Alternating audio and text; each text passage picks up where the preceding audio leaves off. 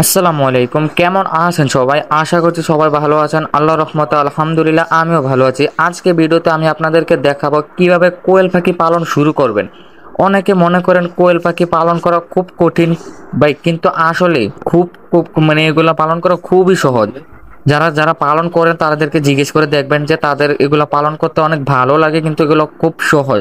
ছোট জায়গাতে পালন করা যায়, খরচ কম, আয়ও ভালো। এগুলা থেকে কিন্তু মোটামুটি অনেক আয় ভালো। কোয়েল একটি ছোট আকারের পাখি যাদের ডিম ছোট হলেও পুষ্টি গুণ ও স্বাদ অসাধারণ, একদম অসাধারণ ভাই। বিদেশে যেমন জাপান, কোরিয়া, আমেরিকা, সেখানে কোয়েল ডিম অনেক জনপ্রিয়। বাংলাদেশে এর বাজার চাহিদা দিন দিন বাড়তেছে।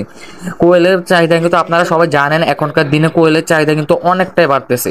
তো খাঁচা এগুলো এগুলো আমরা কিভাবে খাঁচা বন্ধ করব তা নিয়ে বলতে গেলে, কোয়েল পালনের জন্য খুব বেশি জায়গা প্রয়োজন নেই।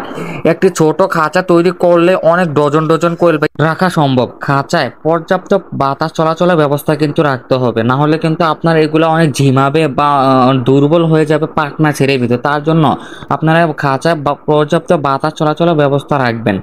এদেরকে প্রতিদিন নিয়মিত পরিষ্কার পরিচ্ছন্ন রাখবেন যাতে রোগবালাই ঝুঁকি না থাকে। আপনারা যদি এগুলাকে নিয়মিত পরিষ্কার পরিচ্ছন্ন না রাখেন, তাহলে কিন্তু এগুলা কিন্তু আপনার যে গন্ধ বেরোবে, যে গ্যাস বের হবে, ওইটা থেকে কিন্তু এদেরকে রোগবালা ধরে ফেলতে পারে। তো তার জন্য এগুলোকে সবসময় পরিষ্কার পরিচ্ছন্ন রাখবেন। এখন আসি আমরা কোয়েল পাখি খাবার হিসেবে আমরা এদেরকে কি দিব বা আপনারা এদেরকে কি দিয়ে থাকবেন। আপনারা জানেন সবাই, কোয়েল পাখি খাবার হিসেবে আপনারা মুরগির ফিডও ব্যবহার করতে পারবেন। আপনারা সবাই এটা হয়তো অনেকে দেখেছেন অনেকের কাছে। কোয়েল পাখি খাবার হিসেবে মুরগি ফিড, আপনারা যারা ফার্মে যে খাবারগুলো দেখতে পারেন, যে ফিডগুলো দেখতে পারেন, এগুলো খাওয়াতে পারেন। এখন আপনারা অনেকে হয়তো টাকা দিয়ে কেনার মতো সামর্থ্য নাই বা সামর্থ্য কম, তাহলে কি করবেন, চাল, ভুট্টা, গুঁড়ো এগুলো কিন্তু গুঁড়ো করে মিশিয়ে খাওয়ানো যাবে। মানে আপনারা যদি এগুলাকে চাল, ভুট্টা, গুঁড়ো এগুলোকে মিক্স করে দেন, তাহলে কিন্তু ওরা ওইটা দিতে পারেন ডিমের সময়।